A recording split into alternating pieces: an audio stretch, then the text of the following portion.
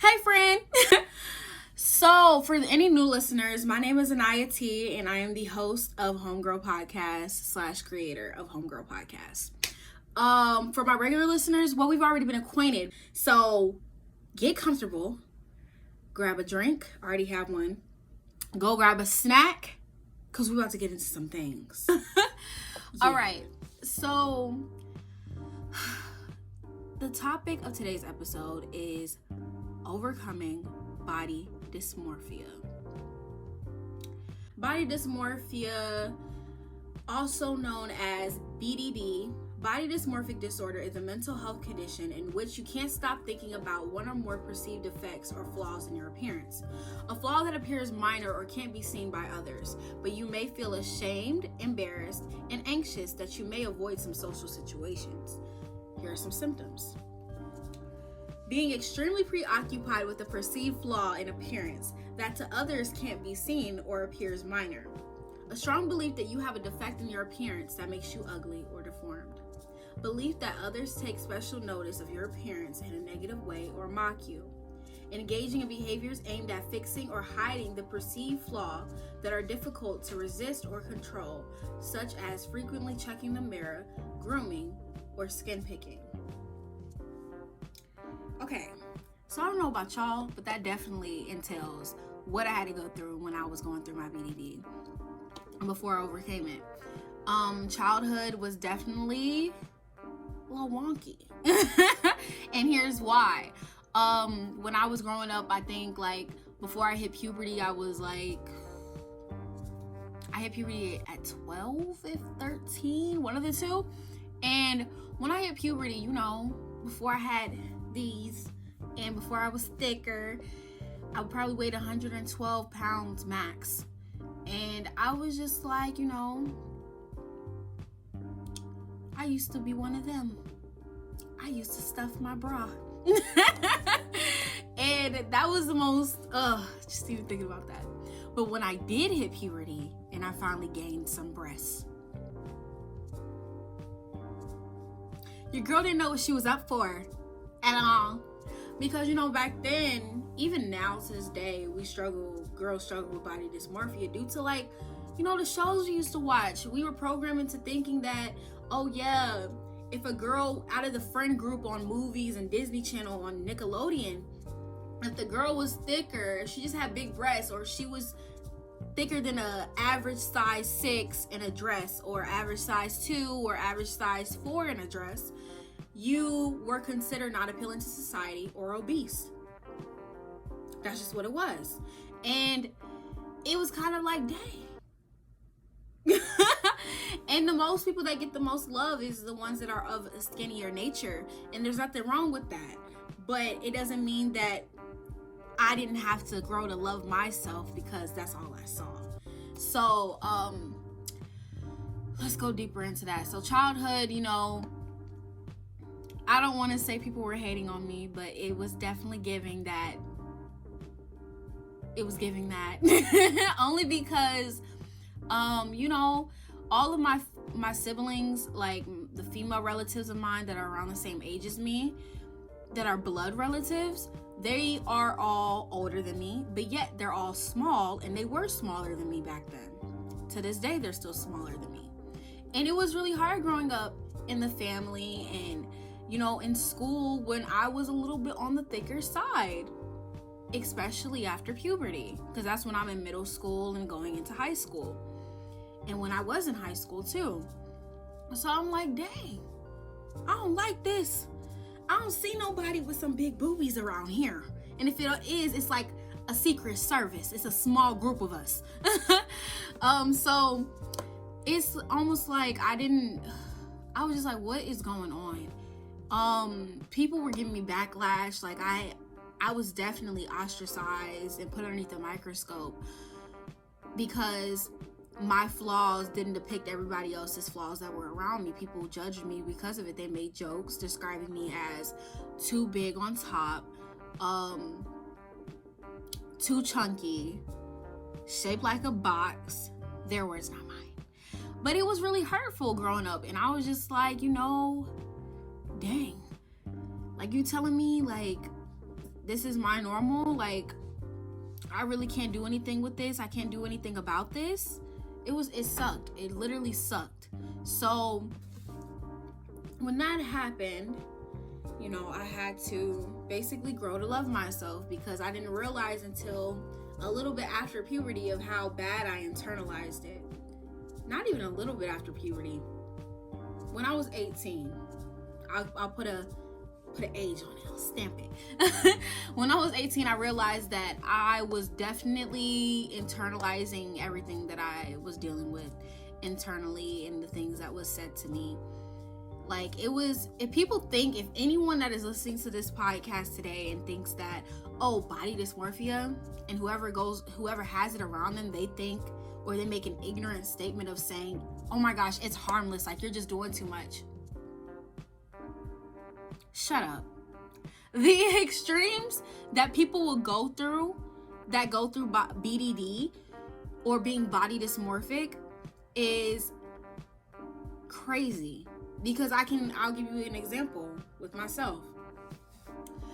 I was a double C, 13 and 14 years old, probably until I was 16, and that's when I went straight into a double D cup, right? So, remind you, around these periods, my body was going up and down. Like, my body was constantly changing. So, I was definitely like, I was so skeptical, because people would tell me, like, make jokes at school about me with my breasts.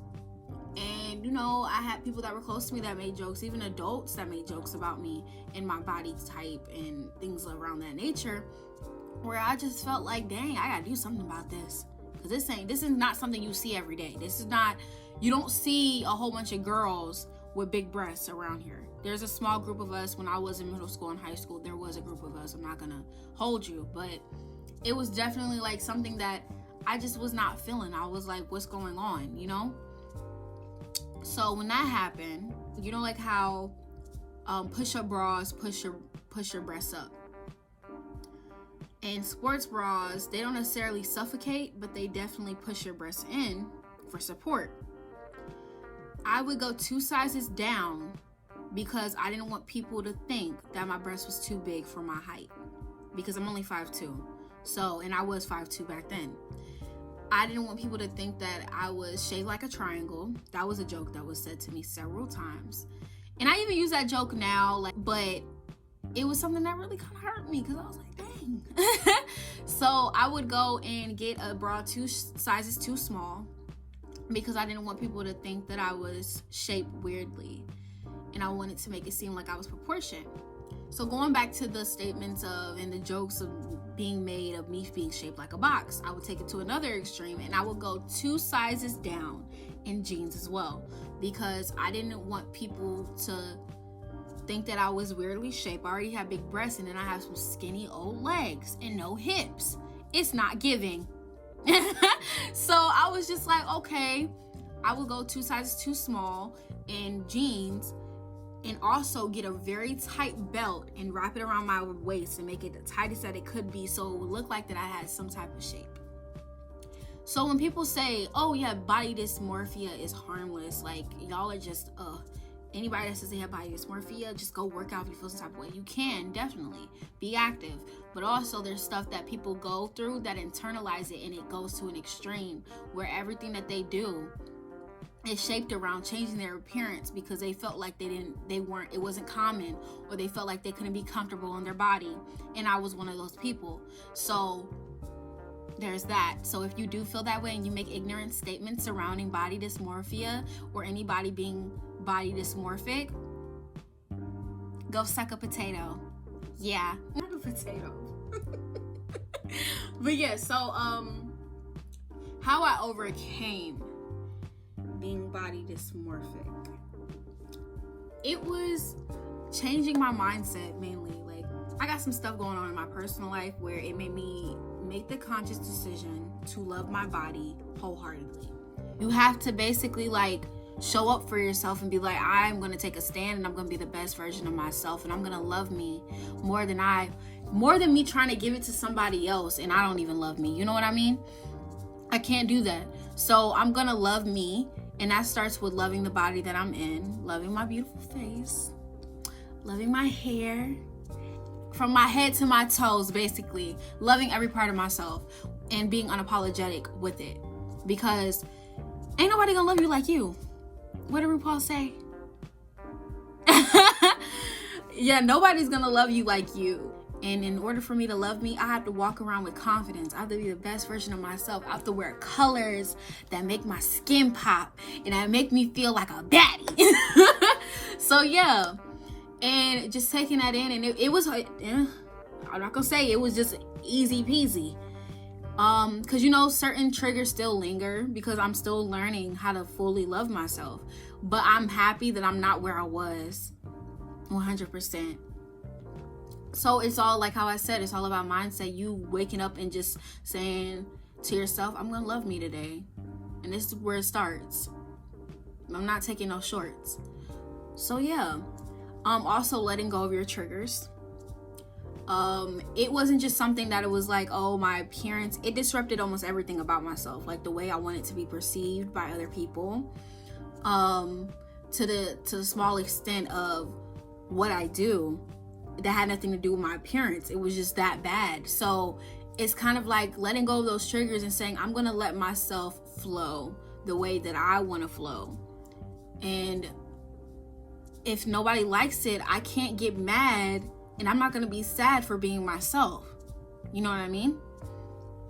So yeah, it's also those things, and just, you know, creating a safe space for yourself. Like if you don't feel confident in something, you don't be like, oh my gosh, I look terrible. You be like, this is not the best I looked, but I'm still killing the game. You got to be like that with yourself. You got to be that support system for yourself, because like how I said, who's going to love you like you? Nobody. Honestly. So it's all about you just changing your mindset, letting go of your triggers, and making and taking those steps to create the best version of yourself. And that starts within. That starts from within. So that was basically like the little scoop on overcoming body dysmorphia. And this is just a part one. I definitely plan on making this like somewhat of a series to go into deeper detail. But I just wanted to give y'all a little bit of a taste. So, peace. I wish peace and blessings to you all.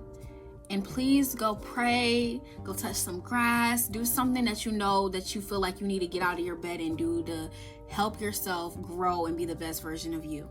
With also creating a new spiritual or religious side for yourself to also have an outlet, because prioritizing your mental health is everything. Okay? Well, I love you lots. Bye.